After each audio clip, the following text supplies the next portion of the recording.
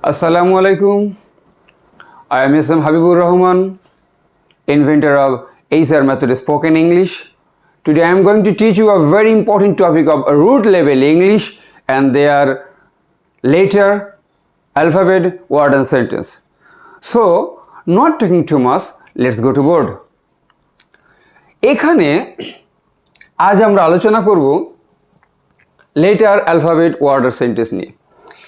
এই letter, alphabet, word আর sentence এই জিনিসগুলো ইংরেজি শেখার ক্ষেত্রে, ইংরেজিতে কথা বলার ক্ষেত্রে অত্যন্ত গুরুত্বপূর্ণ ভূমিকা পালন করে, যা আমরা আগে হয়তো সেভাবে খেয়াল করিনি। আজ আমরা এই জিনিসগুলো খুব ভালোভাবে আইডেন্টিফাই করব এবং আমার মনে হয় এই একটা ভিডিওতে, এই একটা ক্লাসেই এই জিনিসগুলো সারা জীবনের মতো ক্লিয়ার হয়ে যাবে ইনশাল্লাহ, বাকি আল্লাহর ইচ্ছা। প্রথমে লেটার সম্পর্কে আলোচনা করি। LETTER, এই লেটার বলতে আমরা সাধারণত চিঠিকে বুঝি। Letter, he wrote a letter to me, সে আমাকে একটা চিঠি লিখেছিল। কিন্তু লেটার, ইংরেজিতে লেটার, এটা দ্বারা কি বোঝায়? লেটারের আর একটা অর্থ হলো অক্ষর, যাদেরকে আমরা বর্ণ বলে থাকি, অক্ষর বা বর্ণ। এর মানে হচ্ছে এ থেকে জেড পর্যন্ত ইংরেজিতে মোট বর্ণ রয়েছে 26টা। এই 26টা বর্ণকে, প্রত্যেকটা বর্ণকে আলাদা আলাদাভাবে এক একটি লেটার বলে। যেমন এখানে আমরা যদি এ একটা লেটার, বি একটা লেটার, সি একটা লেটার, ডি, এটা আলাদা আলাদাভাবে এক একটা লেটার। কিন্তু এই লেটারগুলো এ থেকে জেড পর্যন্ত, এই সমগ্র লেটারগুলোকে একসঙ্গে আমরা বলতে পারি অ্যালফাবেট বা বর্ণমালা। তাহলে আমরা কি শিখলাম এখানে? আমরা শিখলাম ইংরেজিতে এ থেকে জেড পর্যন্ত যতগুলো অক্ষর রয়েছে, প্রত্যেকটা অক্ষরকে আলাদা আলাদাভাবে এক একটি লেটার বলে। আর এই লেটারগুলোকে সম্মিলিতভাবে একসঙ্গে অ্যালফাবেট বলে, অর্থাৎ যাকে বাংলাতে বর্ণমালা বলে। এই জিনিসটা আমরা আজকে মোটামুটি শিখলাম। তাহলে লেটার কি, অ্যালফাবেট কি শিখলাম। কিন্তু এই লেটার প্রসঙ্গে আরও কিছু বলার আছে। যেমন লেটারকে দুই ভাগে ভাগ করা হয়েছে, ক্যাপিটাল লেটার এবং স্মল লেটার। লেটারকে দুই ভাগে ভাগ করা হয়েছে। আমরা আগেই শিখেছি লেটার কী জিনিস, প্রত্যেকটা অক্ষরকে আলাদা আলাদাভাবে লেটার বলে। সেই হিসেবে যে ABCD, এই যে আমরা যেভাবে লিখি, এটা আমরা সবাই জানি যে এগুলো ক্যাপিটাল লেটার এবং এগুলো স্মল লেটার। এরই আর একটা ছোটো ফন্ট, যেটা এটাকে স্মল লেটার বলে, এটা আমরা জানি। এরপরে অ্যালফাবেট, অর্থাৎ সমগ্র লেটারগুলো 26টা লেটারকে একসঙ্গে যে অ্যালফাবেট বলে, সেই অ্যালফাবেটকে আবার দুই ভাগে ভাগ করা হয়েছে। একটা হলো ভাওয়েল, একটা হলো কনসোনেন্ট। এটা খুব গুরুত্বপূর্ণ বিষয়, ইংরেজি শিখতে গেলে এই বিষয়টা অত্যন্ত গুরুত্বপূর্ণ। ভাওয়েল আছে ইংরেজিতে 5টা, AEIOU, কিন্তু এর সঙ্গে W এবং Y এই দুটো ভাওয়েল হিসেবে ধরা হয়। ভাওয়েল কী কাজে লাগে? ভাওয়েল, প্রত্যেকটা ওয়ার্ডে ভাওয়েল থাকে, কিন্তু এমন কিছু ওয়ার্ড আছে যেখানে এই 5টা খুঁজে পাওয়া যায় না, তখন W এবং Y দিয়ে কাজ চালাতে হয়। যেমন ড্রাই, DRY, ড্রাই। এখানে ডি এটা কনসোনেন্ট, আর কনসোনেন্ট, কিন্তু এখানে আরেকটা ভাওয়েল নেই, সেখানে Y ভাওয়েল হিসেবে কাজ করেছে, এরকম। যাই হোক, এরপরে আছে কনসোনেন্ট, অর্থাৎ এই 5টা ভাওয়েল বাদে আর যতগুলো লেটার আছে, অর্থাৎ 21টা লেটার আছে, এই 21টা লেটারকে কনসোনেন্ট বলে। এখানে লিখেছে অল এক্সেপ্ট ভাওয়েল, অর্থাৎ ভাওয়েল বাদে আর বাকি সবগুলো যেগুলো রয়েছে 21, এগুলোকে কনসোনেন্ট বলে। এগুলো অনেকেই জানে। এখন আমরা দেখব যে ওয়ার্ড জিনিসটা কি। HABIB, হাবিব। তো HABIB, হাবিব, এটা একটা ওয়ার্ড। HABIB, এটা একটা ওয়ার্ড, হাবিব। তো যখন এই ওয়ার্ডটা চলে আসলো, অর্থাৎ আমরা এখানে দেখাচ্ছে অ্যালফাবেট HABIB, 5টা লেটার রয়েছে এখানে, এটা লেটার মিলে হলো ওয়ার্ড। অর্থাৎ কতগুলো লেটার মিলে একটা ওয়ার্ডের সৃষ্টি হয়। আর সেন্টেন্স হলো যে কতগুলো ওয়ার্ড মিলে একটা সেন্টেন্স হয়। আমরা আবার একটু রিভিউ করি। ইংরেজি বর্ণমালা, প্রত্যেকটা অক্ষর এক একটি লেটার, আর কতগুলো লেটার মিলে একসঙ্গে, অর্থাৎ সমগ্র লেটার, অর্থাৎ এই যে 26টা লেটার রয়েছে ইংরেজিতে, এই সবগুলোকে একসঙ্গে মিলে বলে অ্যালফাবেট। ভালো কথা। লেটারকে দুই ভাগে ভাগ করা হয়েছে, ক্যাপিটাল লেটার বড় হাতের অক্ষর, স্মল লেটার ছোট হাতের অক্ষর। আর অ্যালফাবেটকে দুই ভাগে ভাগ করা হয়েছে, ভাওয়েল AEIOU, এর সঙ্গে W এবং Yও মাঝে মধ্যে ভাওয়েলের কাজ করে যখন এগুলো অনুপস্থিত থাকে।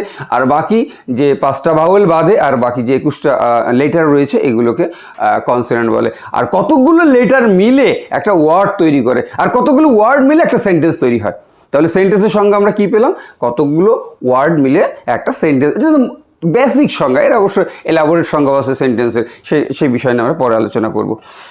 এখন সেন্টেন্সকে দুই ভাগে ভাগ করা হয়েছে, এটা it's very very important for English learners, for the English learners. তো সেটা কি, সেন্টেন্সকে দুই ভাগে ভাগ করা হয়েছে, একটা হলো স্ট্রাকচার বেসড আর এটা হলো মিনিং বেসড। এটা আমি আগেই বলেছি, এটা খুবই গুরুত্বপূর্ণ, এটা খেয়াল করতে হবে। আমরা সাধারণত সেন্টেন্স বলে অ্যাসার্টিভ, ইন্টারোগেটিভ, ইম্পারেটিভ এইগুলো আমরা সাধারণত চিনে থাকি, কিন্তু পরবর্তী পর্যায়ে যখন সিম্পল, কমপ্লেক্স, কম্পাউন্ড করতে হয় তখন এটা বুঝতে পারেন এটা কি জাতীয় সেন্টেন্স, কারণ সেন্টেন্স বলতে সাধারণত এইটাই বোঝে, অ্যাসার্টিভ, ইন্টারোগেটিভ।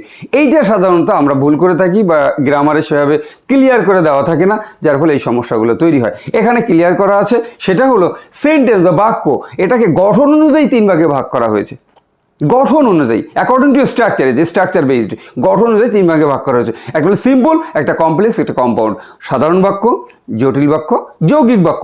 আর অর্থ অনুযায়ী পাঁচ ভাগে ভাগ করা হয়েছে, assertive, interrogative, imperative, objective, exclamatory. একটুখানি উদাহরণ দিই, সেটা হলো সিম্পল সেন্টেন্স, একটা মাত্র সাবজেক্ট, একটা মাত্র ভার্ব, এটা নিয়ে সিম্পল, এটা গঠন, এটা মূলত গঠন থাকতে হবে। কমপ্লেক্স সেন্টেন্স, দুইটা সাবজেক্ট থাকতে হবে, তার দুইটা ভার্ব থাকতে অবশ্যই থাকতে হবে, এবং সেখানে বিভিন্ন রকম কনজাংশন আসবে অ্যান্ড, বাট, অর বাদে। কম্পাউন্ড সেন্টেন্সে দুটো সাবজেক্ট থাকবে, দুইটা ভার্ব থাকবে, এবং অ্যান্ড, বাট, অর দ্বারা যুক্ত হতে হবে। তাহলে নির্দিষ্ট গঠন অনুযায়ী এই সেন্টেন্সগুলো তৈরি হয়, এই জন্য একেবারে স্ট্রাকচার বেসড। আর এই যে মিনিং বেসড, এটা অর্থ অনুযায়ী হয়। যেমন সমস্ত প্রশ্নবোধক বাক্যগুলোকে ইন্টারোগেটিভ সেন্টেন্স বলে, আদেশ, উপদেশ, অনুরোধ, প্রস্তাব, এই জাতীয় বাক্যগুলোকে ইম্পারেটিভ সেন্টেন্স বলে, দোয়া, আশীর্বাদ, অপূরণীয় ইচ্ছা, এই জাতীয় বাক্যগুলোকে অবজেক্টিভ সেন্টেন্স বলে, আর বিস্ময়বোধক বাক্য যেগুলো, এগুলোকে এক্সক্লেমেটরি সেন্টেন্স বলে, সাধারণ বাক্য, বিবৃতিমূলক বাক্য, এগুলো অ্যাসার্টিভ। তাহলে এই যে অর্থ অনুযায়ী যে ডিভিশনটা, এটা হলো পাঁচ প্রকার, আর গঠন অনুযায়ী বাক্যের যে প্রকারভেদ, সেটা হলো তিন প্রকার। তাহলে আমরা আমাদের ভিডিও শেষ পর্যায়ে চলে আসছি। তাহলে আমরা বলতে পারি যে, প্রথম থেকে বলতে পারি যে প্রত্যেক ইংরেজিতে প্রত্যেকটা অক্ষর আলাদা আলাদাভাবে এক একটি লেটার বলে। সমগ্র লেটারগুলো, অর্থাৎ 26টা লেটার একসঙ্গে মিলে হয় অ্যালফাবেট, আর কতকগুলো লেটার মিলে একটা ওয়ার্ড তৈরি হয়, কতকগুলো ওয়ার্ড মিলে একটা সেন্টেন্স তৈরি হয়। এগুলো আমরা দেখলাম, আমরা আরও দেখলাম লেটারকে দুই ভাগে ভাগ করা হয়েছে। একটা হলে ক্যাপিটাল লেটার, বড় হাতের অক্ষর, একটা স্মল লেটার, ছোট হাতের অক্ষর। এরপর হচ্ছে অ্যালফাবেটকে দুই ভাগে ভাগ করা হয়েছে। ভাওয়েল রয়েছে 5টা, সঙ্গে এই 5টা অনুপস্থিত থাকলে ডাব্লিউ এবং ওয়াই, এই দুটো ভাওয়েল হিসেবে কাজ করে। আর হলো কনসোনেন্ট, অর্থাৎ এই 5টা বাদে বাকি যেগুলো আছে 21টা, এগুলো সব কনসোনেন্ট। আর সেন্টেন্সকে দুই ভাগে ভাগ করা হয়েছে, সেটা হলো কি গঠন অনুযায়ী 3 প্রকার আর অর্থ অনুযায়ী 5 প্রকার। তো যাই হোক, এই হলো আমার মনে হয় মোটামুটি ক্লিয়ার হচ্ছে। যেমন সবচেয়ে গুরুত্বপূর্ণ ছিল লেটারটা, এটা ক্লিয়ার করা থাকে না গ্রামারে, ও সেইভাবে লেটারটা সম্পর্কে বুঝে উঠতে পারে না।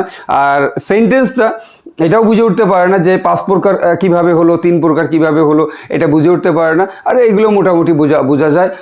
তো যাই হোক, আমার মনে হয় এই আজকের এই ভিডিও থেকে মোটামুটি জিনিসগুলো ক্লিয়ার হয়ে গেছে। এগুলো একেবারে ইনিশিয়াল স্টেজ, ইংরেজি শেখার ইনিশিয়াল স্টেজ। ইংলিশে কথা বলতে গেলে এই জিনিসগুলো মোটামুটি ভালো একটা স্বচ্ছ জ্ঞান থাকতে হবে। একদিনই ইংরেজিতে কথা বলে শেখা যায় না, ধাপে ধাপে এগুলো করতে হয়। কিন্তু যেটা শিখতে হবে সুন্দরভাবে শিখতে হবে। আমার মনে হয় আজকের এই ক্লাসের মধ্য দিয়ে, এই ভিডিওর মধ্যে দিয়ে অনেকটা ক্লিয়ার হয়ে গেছে। তো যাই হোক, আপনারা ভালো থাকবেন, আমার জন্য দোয়া করবেন। যদি ভালো লাগে ভিডিওটা, একটু সাবস্ক্রাইব করে দেবেন যেন আমার চ্যানেলটা বড় হয়। একটু লাইক করে দেবেন যদি পছন্দ হয়। আর যদি মনে হয় যেটা আপনাদের পরিচিত কেউ এটা দেখলে ভালো হবে, অন্যদের কাছে পৌঁছানো উচিত, তাহলে একটু শেয়ার করে দেবেন। আমাদের ফেসবুক লিঙ্ক আমরা ডিসক্রিপশনে দিয়ে দেবো, ইনস্টাগ্রাম লিঙ্কও আমরা ডিসক্রিপশনে দিয়ে দেবো, ওখানে গিয়েও দেখতে পারেন।